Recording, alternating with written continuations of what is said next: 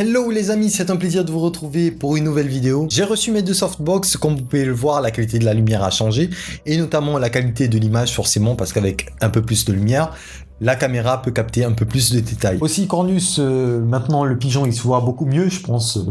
Je vais voir ce que ça donne après lors du montage. Bref, cette année, comme je l'ai dit, je compte améliorer la chaîne. Il y aura énormément de changements.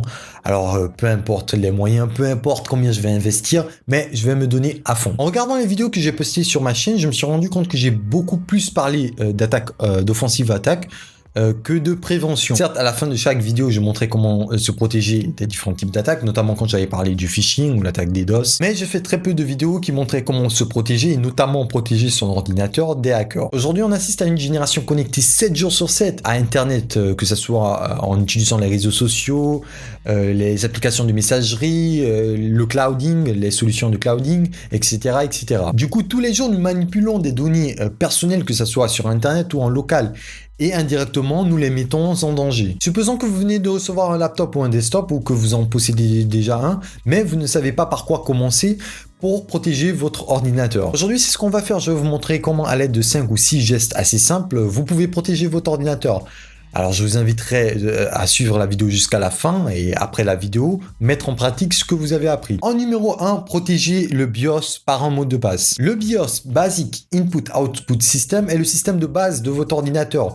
Il est stocké sur une puce qui est rattachée directement à la carte mère. Il permet d'interagir avec le matériel et possède les pilotes essentiels qui vous permettent d'utiliser l'ordinateur, à savoir le pilote pour la souris, le clavier, l'écran, etc., etc. Il peut être très utile lorsqu'il s'agit d'installer un nouveau système d'exploitation sur votre ordinateur ou pour réparer des erreurs de démarrage et même pour changer l'ordre de démarrage de votre ordinateur, ce qu'on appelle le boot en anglais. Vous savez que par défaut, votre ordinateur démarre sur le disque dur interne de votre ordinateur dans lequel est stocké votre système d'exploitation. Mais vous pouvez changer cet ordre. Vous pouvez choisir de démarrer sur un CD par exemple ou sur une clé USB externe. C'est pratique lorsque vous oubliez votre mot de passe. J'avais fait une vidéo d'ailleurs là-dessus à travers une distribution de Linux où vous pouvez accéder à l'invité de commande en mode administrateur et changer votre mot de passe.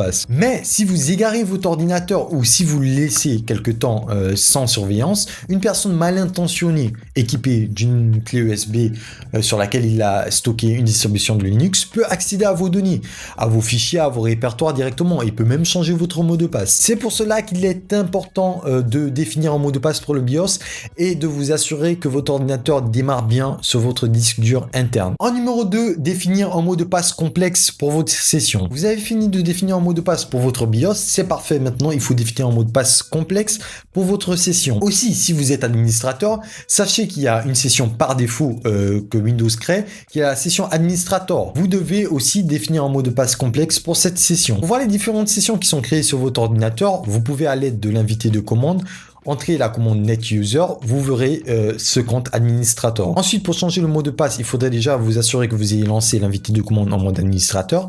Et ensuite, tapez la commande NetUser, suivi du nom de la session qui est administrateur dans notre cas, et par la suite définir le nouveau mot de passe. Sinon, vous pouvez taper la commande NetUser, espace administrateur, espace étoile. Et ensuite, tapez à 2 reprises le nouveau mot de passe. En numéro 3, votre session est protégée, votre BIOS est protégé.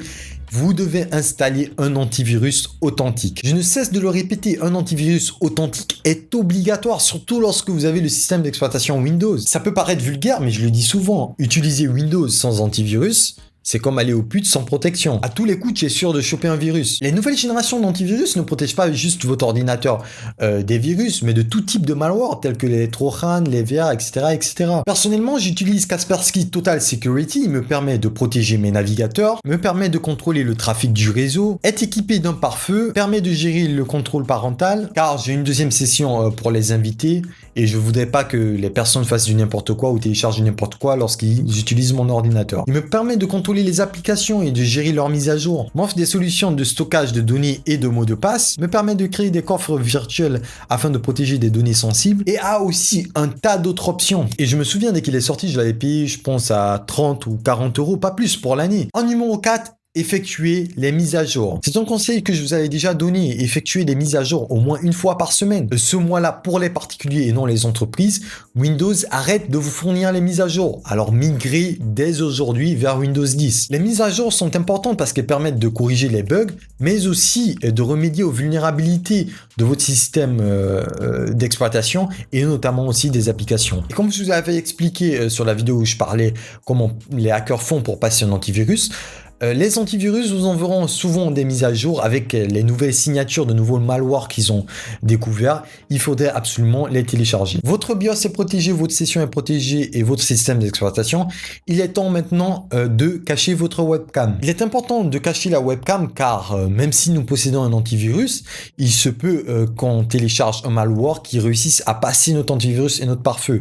Et dans ce cas, il faudrait qu'on protège notre webcam afin que le hacker qui est au bout de ce programme ne puisse pas voir ce qu'on fait nous de notre côté. Pour cela, vous pouvez utiliser des caches webcam qui se vendent à moins de 3 à 4 euros, je pense, ou sinon vous pouvez faire comme moi, un petit papier, un petit scotch, ça marche aussi. Et le dernier conseil que je vais vous donner, c'est d'effectuer un test de vulnérabilité. Il y a une solution gratuite de Microsoft qui se nomme Microsoft Baseline Security Analyzer qu'on va utiliser. Je vais faire un test avec vous. Vous pouvez le faire de votre côté. C'est gratuit et c'est simple. Nous voilà sur l'application Microsoft Baseline Security Analyzer. Je vous laisserai le lien dans la description de la vidéo pour ceux qui veulent le télécharger. On peut effectuer un test sur plusieurs ordinateurs. Comme vous pouvez le voir, nous on va choisir de scanner un seul ordinateur. Le test peut se faire sur un ordinateur qui est sur notre réseau. Et dans ce cas, on va entrer l'adresse IP de l'ordinateur. Mais là, vu que je veux effectuer sur mon ordinateur, le nom est par défaut déjà mis. Je peux vérifier et m'assurer qu'il s'agit bien de ce nom en entrant hostname sur l'invité de commande. Et oui, ça correspond.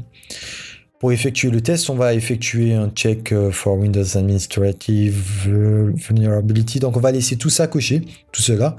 On va vérifier les mots de passe, les vulnérabilités relatives à SQL aussi. Et on lance le scan. Vous verrez que ça va prendre un petit peu de temps. Une fois le test fini, ils nous disent qu'il y a un souci au niveau du pare-feu. C'est normal parce que le pare-feu est pris en charge non pas par Windows Firewall, mais par l'antivirus Kaspersky de mon côté, comme je vous l'ai dit. Il a détecté qu'il y a des comptes qui n'ont pas de mot de passe ou qui ont des mots de passe assez faibles. Vous pouvez cliquer sur Result Details. Désolé pour mon anglais.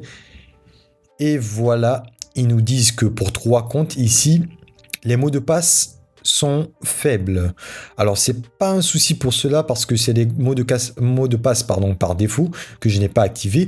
Mais le souci, c'est pour la session invitée. Je vous ai dit que j'ai une session invitée pour mes amis lorsqu'ils viennent.